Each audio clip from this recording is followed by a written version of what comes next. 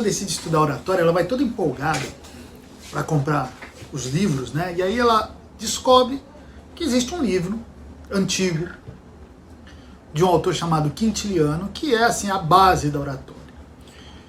Ele vai todo empolgado lá comprar, né? Porque ele pensa assim, depois que eu comprar esse livro, eu vou estar pronto para entender essa arte da oratória, porque nesse livro deve ter tudo que eu preciso saber para falar bem em público. Então ele vai lá e compra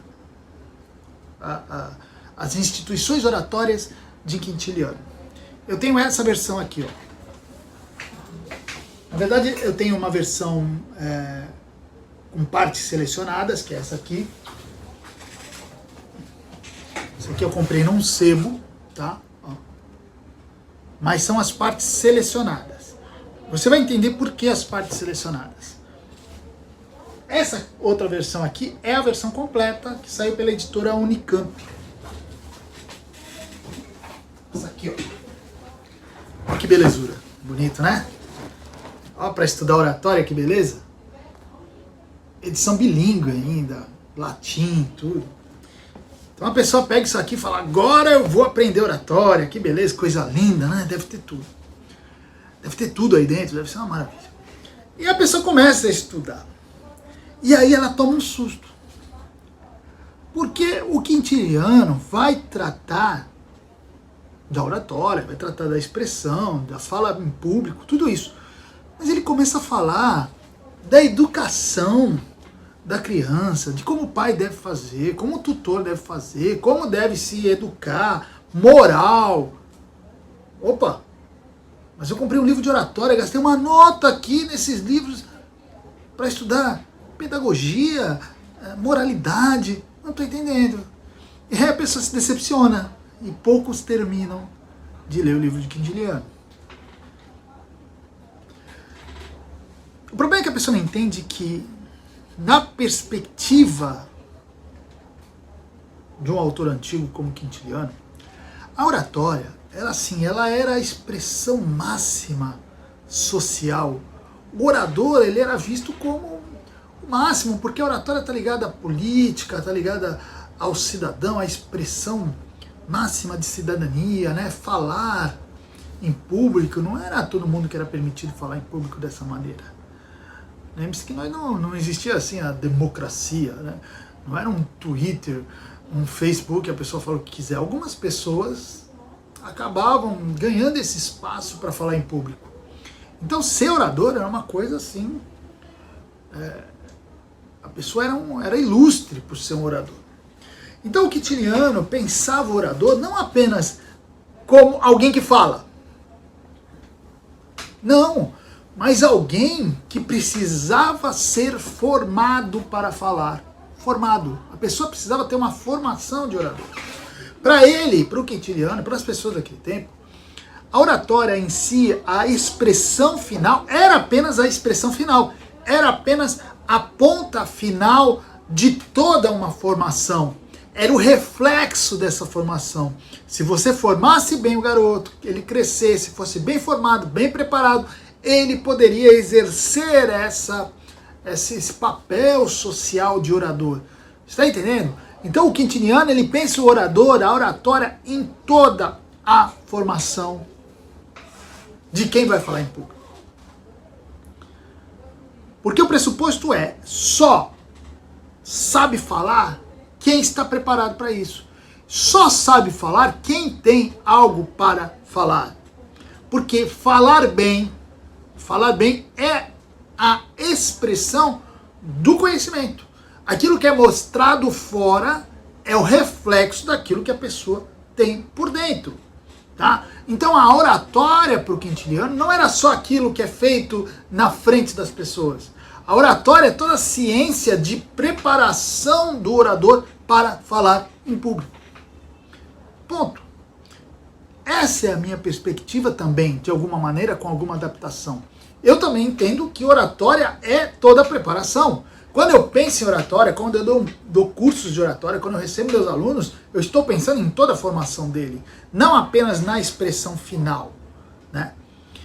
Não apenas no momento final que ele vai falar. Eu penso nele todo. Como que eu vou trabalhar a mente, a alma dessa pessoa, para ela poder se expressar. Porque ninguém fala bem se antes não pensar bem. Ninguém fala bem se não aprender a pensar bem. Claro, eu não vou, hoje em dia, aos limites do quintiliano, né? As fronteiras, eu não vou cuidar da pedagogia, da formação da criança e tal. Eu não teria como fazer isso, e eu acho que hoje em dia existem outras ciências que podem cuidar muito bem dessa parte. Mas eu entendo a oratória nesse sentido amplo também. Eu também acho que, como professor de oratória, eu tenho que me preocupar com toda a formação. Principalmente aqui no meu caso específico, eu delimito ali desde o pensamento. Eu acho que a oratória, você tem que preparar o orador desde a forma como ele pensa, a forma como ele trabalha a mente dele, até o momento da expressão. Então, do meu curso de oratória, você vai esperar não apenas aprender a parte visível, mas principalmente essa parte invisível que está dentro da pessoa e que ela precisa aprender a trabalhar. Para mim, a oratória não é só a arte de falar bem. Oratória, para mim, é a arte de transmitir bem um conteúdo. Transmitir bem o conteúdo. O que eu estou dizendo para você? Você precisa ter um conteúdo. Tá entendendo? Oratória é a arte de transmitir aquilo que você já tem. Você tem um conteúdo, você tem uma ideia, você tem um pensamento, você tem um conhecimento, e você quer transmitir isso, mas não sabe como. Não sabe como trabalhar essas ideias, não sabe como expressá-las. E aí entra o papel da oratória. Você tem uma ideia, vamos pegar essa sua ideia e vamos fazer você transmiti-la da melhor maneira. Então, no final das contas, a oratória é a arte de manejar bem um conteúdo, de trabalhar bem esse conteúdo dentro de você para você conseguir transmiti-lo de uma maneira eficiente, com clareza, com segurança, com lógica,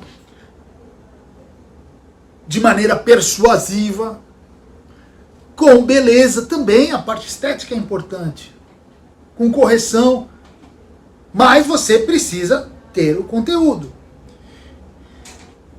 Então é preciso trabalhar, aprender a trabalhar esse conteúdo. Trabalhar o conteúdo, o que é? Como você pensa? Como você organiza essas ideias? Como você vai estruturá-las?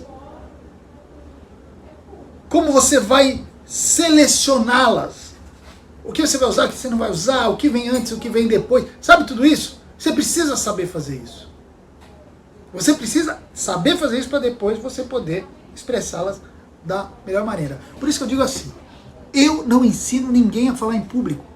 Eu não ensino ninguém a falar em público. O que eu faço aqui é formar oradores. Eu quero formar pessoas que sejam mais do que animadores de auditório. Eu falo isso todo dia para os meus alunos.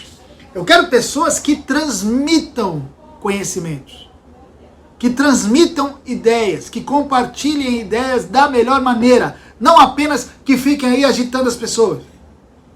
Tá? Por quê? Porque eu parto dessa ideia de que oratória é muito mais do que só aquilo que nós falamos, só do que a forma como nós falamos as coisas. É muito mais do que apenas aquilo que nós mostramos no palco ou na frente das pessoas. Oratória é toda a maneira como nós trabalhamos o conhecimento que nós já temos.